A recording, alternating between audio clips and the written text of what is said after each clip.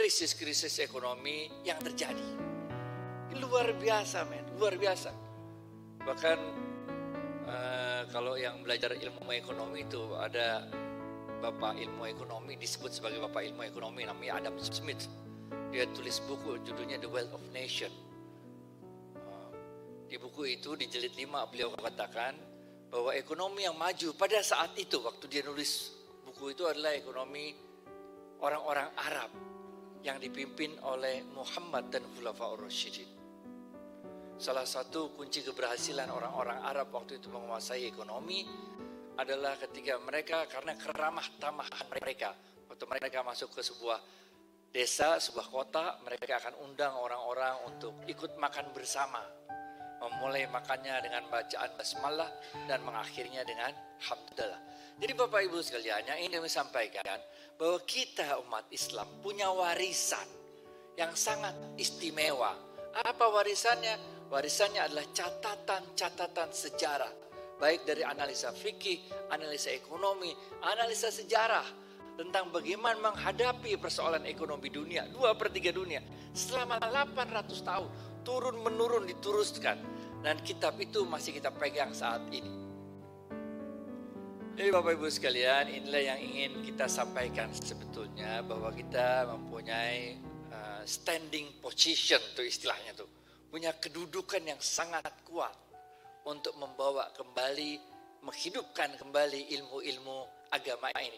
Sayangnya kitab-kitab itu sekarang kita kebanyakan gak bisa baca. Karena bahasa Arab. Karena bukan bidang kita juga, benar gak?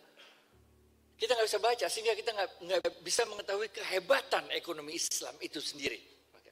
Padahal ekonomi Islam itu canggih banget. Inilah yang kita mungkin sekarang akan coba bawa, yang kalau dalam bahasanya Imam Ghazali menulis satu buku yang terkenal. Ada yang tahu apa judulnya buku Imam Ghazali? Ihya Ulumuddin. Wacap.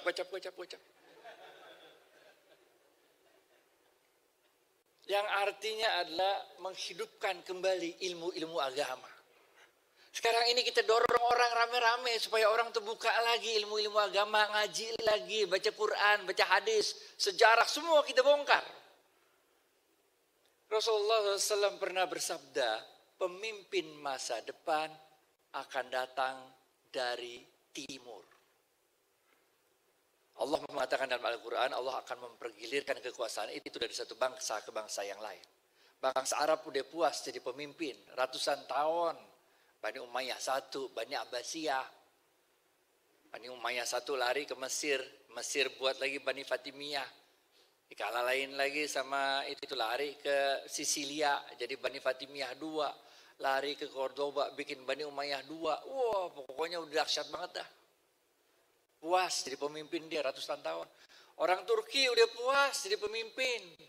Turki Utsmani ratusan tahun juga. Jadi jagoan di dunia, bener gak?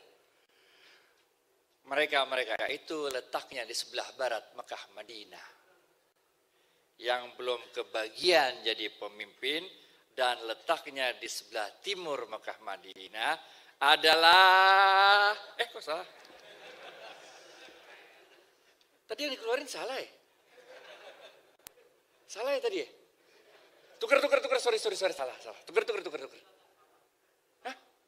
Masa sih? Gocap. Adalah. Oi. Hah? Indonesia. Gocap, Pak. Mau bayar parkir nih. Paham gak? Kita ini gelo, men. 85% bangsa Indonesia umat Islam. Aneh aja gitu. Aneh aja nih. Kalau kita nih yang punya warisan segitu hebatnya, yang 85% nih bangsa Indonesia adalah umat Islam. Aneh aja nih kalau bukan kita yang ngajuin konsep solusi ekonomi dunia dengan nilai-nilai ekonomi syariah. Sekarang emang kita lagi kayak gini, nggak apa, tenang aja. Orang boleh ngebully kita, boleh ngatain kita, tenang aja. Data Bappenas tahun 2010, middle income group di Indonesia 45 juta orang. Ekuivalen dengan 18,8%. Tapi 2020 jumlah mereka meningkat, middle income group menjadi 85 juta orang.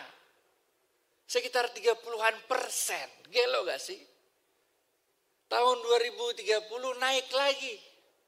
Akan mencapai kira-kira 50% dari total populasi. Dan tahun 2040 naik sampai 75% dari total populasi.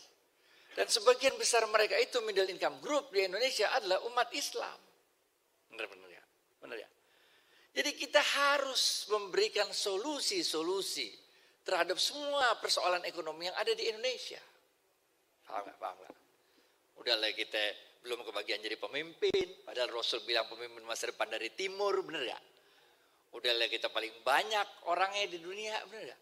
Coba pikirin deh, why us gitu. Kenapa sih Allah milih kita jadi umat Islam terbesar di dunia? Why us gitu, kenapa kita? Kita bahasa Arab juga kagak ngerti, benar gak? Masih Iqra 1. Anak orang Arab umur 3 tahun udah fasih bahasa Arab, benar gak? Supir taksi aja juga ngerti bahasa Arab, kita kagak, benar gak? Ngerti gak? Why us? Pertanyaan yang besar timbul, kenapa kami Allah yang engkau pilih untuk menjadi umat yang paling banyak dapat hidayah di seluruh dunia? Gelo gak? Udahlah ke Mekah jauh, benar gak? Ya kalau kita Kuwait kan jalan kaki, nyetir mobil dari Bahrain nyampe, benar gak? Kita kan perjuangan banget mau ke Mekah, benar gak? Why us? Benar gak? Timbul pertanyaan besar, kenapa kami yang kau pilih Allah? Ini pasti Allah punya satu rencana besar buat kita, buat bangsa Indonesia. Dugaan saya Indonesia akan dipilih oleh Allah menjadi tempat bangkitnya kembali Islam di dunia. Coba dilihatin deh. Kalau ente Ramadan dah. Bener gak? Sholat tahajud. Imam baca doa kunut, bener gak? Ente kagak ngerti artinya. Tapi kita bisa nangis, men. Iya gak? Ngerti juga kagak kita baca Quran, bener gak? Kita baca terus berulang kali, men. Karena persoalan nangis bukan persoalan otak. Persoalan nangis persoalan hati, bener gak? Itu Quran tuh, biar kata kita gak ngerti, dia masuk ke sini tuh.